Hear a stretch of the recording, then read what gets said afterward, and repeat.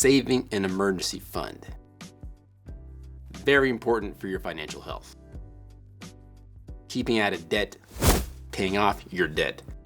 Extremely important for your financial health. That begs the question though, is there an order of operations that would enable more success for your finances in the future? Is paying off your debt more important than establishing an emergency fund? And if that is the case, should you prioritize it and should you execute on that? Unless you build your emergency fund, you're more than likely going to be in a continuous debt spiral the rest of your life. Now, that in and of itself is a strong statement. That said, though, there are some key reasons why that is the case. If you watch channels like this, you more than likely know what an emergency fund is, and you also likely know the importance of paying off debt as fast as possible. So there's really no need for me to explain it, right? To explain the fact that an emergency fund really contains funds to support yourself or to help out financially with people that you love or know and that you care about. And that having an emergency fund enables you to not have to dive into credit card debt, get personal loans, beg on the street. Having an emergency fund gives you the capability to be a financial provider when times get tough, when times get rough, which they may in the near future, thanks to everybody's favorite economic phenomenon, inflation. You know, your emergency fund could just be enough to keep you from having to rely on credit cards to pay off surprise bills like auto repairs or medical bills. Maybe you need that emergency fund just to get you through a possible layoff at your job or a downsizing in the economy or your company just not doing as well as you think it could or should do. Maybe it's money to help you get your siblings out of jail. There are some situations where that is the case for some people. Maybe you need that money to help you get out of jail when a judge decides the bail amount. You could either get into debt yourself to get out of jail, a bail bond, or you could simply pay that amount out of the cash in your pocket. Don't ask me how I know these things. But the most important thing I think about emergency funds is that they really give you a psychological edge, a peace of mind that you have a little bit of a cushion to pay for things that pop up unexpectedly. Should your financial situation not pan out the way you thought it should, or the best case scenario didn't pan out exactly how you expected it to. Having an emergency fund is step one of being a confident investor and not a wily-eyed gambler. The only problem is, if you're like millions of Americans, as per the Bureau of Labor Statistics, you're more than likely in debt. You have credit cards, you have a mortgage, you have an auto loan, or a personal loan of some kind. And with that amount of debt, you more than likely think that your first step is to get out of that debt. And honestly, I understand why. There's a lot of pressure to get out of debt and be financially quote unquote free. Let me keep it real. I know I felt that same pressure many years ago when I was in deep student loan debt, almost six figures. But some wise individuals on the internet 15 years ago gave me some sage advice, and I'm gonna do you a solid and pass that advice on to you. The advice that individual gave me on that online forum, oh so many years ago, was that it's more important to have some money than to have no money, even if you have no money and no debt. Your priority should be to save up your emergency fund first, pay off your debt second. Now the only question is, what is your pathway to that level of success? How can you get started building your emergency fund even if you have debt? Well, I'm a big fan here of advanced savings techniques. And on this channel, I talk about them quite often. Take a look at any of the videos in the description down below or in my roster of videos that I carry on this channel.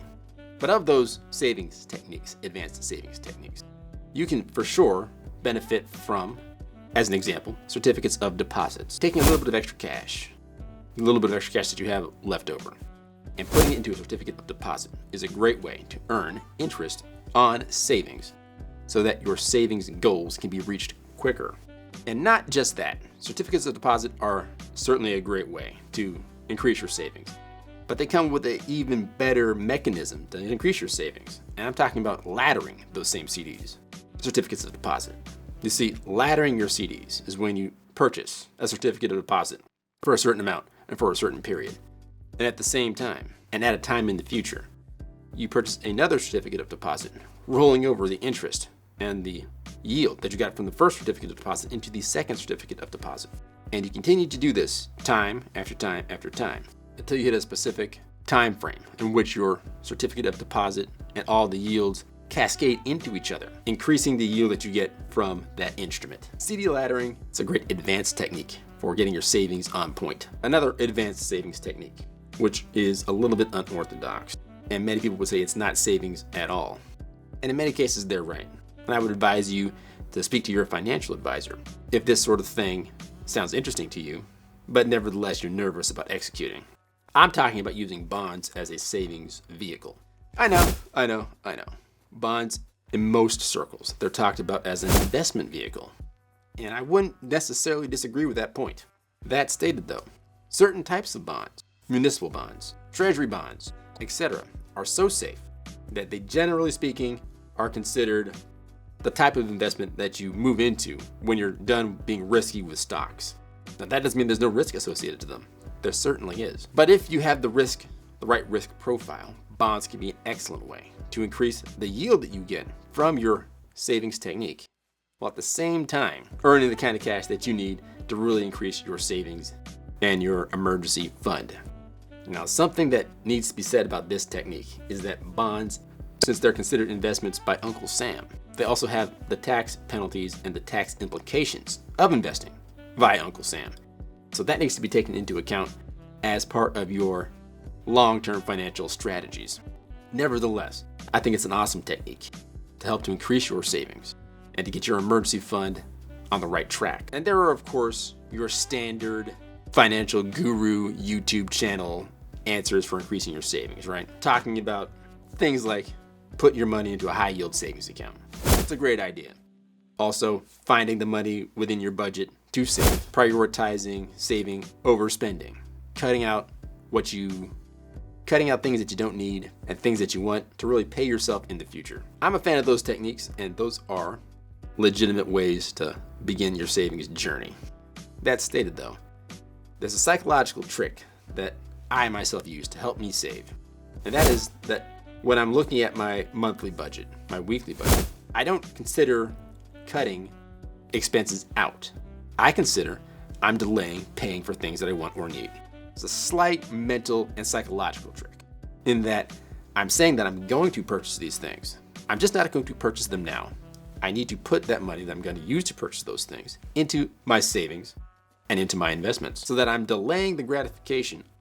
But in fact, I am psychologically telling myself I'm going to get the gratification until such a point that if I delay the gratification long enough, sometimes I actually forget about the fact that I wanted those things in the first place. It's an interesting psychological technique to not cut out spending, but to delay spending, promising to yourself that you're going to get that thing and just keep on delaying it, while at the same time utilizing the funds that you're going to use for that spending to increase your to increase your savings and to increase your investments. A really awesome way to psychologically get yourself into the mindset of saving and investing. Keep in mind that a goal without a plan is a wish, and a goal with a plan of action is a wish list. Definitely consider some of the things I talked about in this video to help you get your debt, to help you get your savings in order by prioritizing your emergency fund before you start to tackle your debt. Like, subscribe, click the notification bell.